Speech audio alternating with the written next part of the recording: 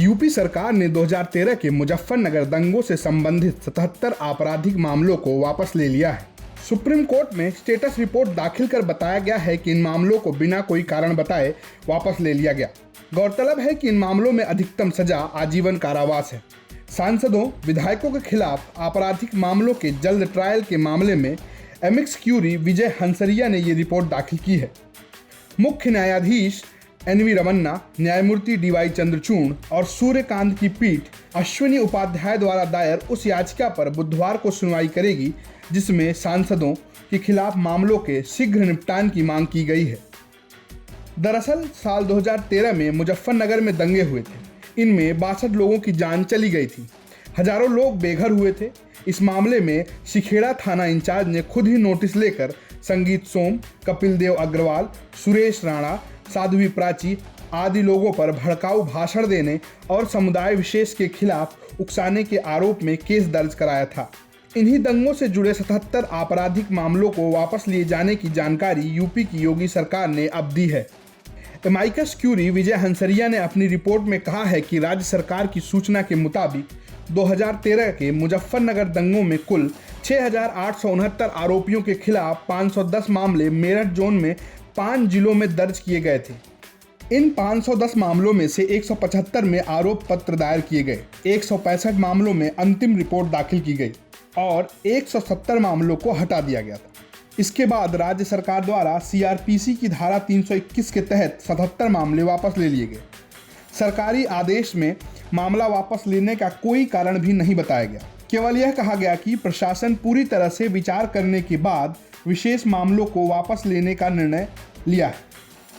सांसदों और विधायकों से जुड़े आपराधिक मामले जो अदालतों में चल रहे हैं उन्हें लेकर सुप्रीम कोर्ट ने सख्त टिप्पणी की है। सुप्रीम कोर्ट ने जांच एजेंसियों, खासकर CBI और ED, उनके अधिकारियों की लापरवाही, उदासीनता उसे लेकर ये साफ कहा है कि कई बरसों बरस हो गए लेकिन CBI और ED ने ना तो कई मामलों में चार्जशीट दाखिल की है और ना ही उनकी क्लोजर रिपोर्ट लगाई है। या तो अब मामले बंद करें या उसमें प्रक्रिया को आगे बढ़ाएं।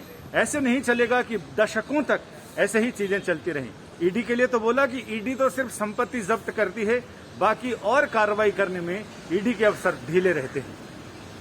जब बात चली तो उत्तर प्रदेश सरकार ने ये बताया कि मुजफ्फरनगर दंगों के मामले में उन्होंने 500 से ज्यादा मामलों में से 77 मामले वापस ले लिए। ये कौन कौन से मामले हैं? हालांकि फिलहाल इनका जिक्र उत्तर प्रदेश सरकार के हलफनामे में नहीं है। जाहिर है कुछ मामले तो ऐसे होंगे जिसमें वहां के जनप्रतिनिधि उन मामलों में इन्वॉल्व थे, यानी मुलजिम थे। अब उनको ये बताना पड़ेगा कि आखिर वो कौन कौन से मामले हैं जिन्हें वो वापस लेना चाहते हैं। सुप्रीम कोर्ट ने भी सुनवाई के दौरान ये साफ कहा कि ये हो सकता है कि जनप्रतिनिधियों के खिलाफ राजनीतिक दुर्भावना से भी ऐसे मामले दर्ज कराए जा सकते हैं। उन्हें अगर सरकार वापस लेना चाहती है तो हमें कोई हर्ज नहीं है, लेकिन ये लाजमी होगा कि ऐसे मामले वापस करने की अर्जी को लेकर वो हाई कोर्ट जाएं और संबंधित राज्य के हाई कोर्ट से क्लीन चिट लें। हाई कोर्ट अगर संतुष्ट हो और मामले वापस लेने पर अपनी सहमति दे दे तो हमें कोई हर्जा नहीं। फिलहाल सभी राज्य सरकारों ने, सुप्रीम कोर्ट ने नोटिस जारी किया था, सभी राज्य सरकारों से पूछा था कि वो ऐसे मामलों में कैसे निपटना चाहते हैं। इनको जल्दी से जल्दी इनका समाधान होना चाहिए, जल्दी से जल्दी इनका फैसला होना चाहिए, फास्ट ट्रैक कोर्ट होनी चाहिए। इस पर क्या उनके कदम उठाने जा रहे हैं, क्या उनकी योजनाएं और नीतियां हैं, इस पर सॉलिसिटर जनरल ने कहा कि बहुत सारी जगह, चाहे वो जांच एजेंसियां हों या बाकी और जगह, पुलिस और अन्य एजेंसियों के अधिकारियों और कर्मियों की कमी है, यानी मैन पावर का टोटा पड़ रहा है। सुप्रीम कोर्ट ने भी कहा कि हमारे यहाँ भी मैन पावर का टोटा है, यानी हमारी जैसी हालत बाकी और एजेंसियों में और सरकारों में भी मौजूद है।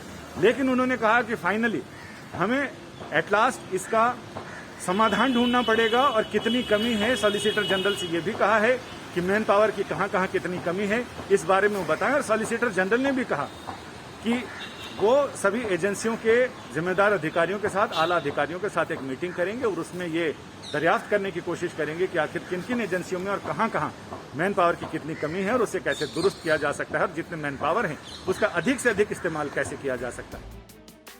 बता दें कि CRPC की धारा 321 के तहत राज्य सरकारों को केस वापस लेने का अधिकार दिया गया है। हालांकि 10 अगस्त को कोर्ट ने कहा था कि मामले सिर्फ जनहित में या अन्याय होने की स्थिति में ही हटाए जा सकते हैं, न कि राजनीतिक फायदे के लिए। एमाइकस क्यूरी हंसरिया ने सुप्रीम कोर्ट को ये जानकारी भी दी कि मुजफ्फरनगर दंगों से संबंधित जिन मामलों को वापस लिया गया है उन पर हाई कोर्ट सीआरपीसी की धारा 402 के तहत जांच कर सकता है। संजय शर्मा के साथ ब्यूरो रिपोर्ट, यूपी तक।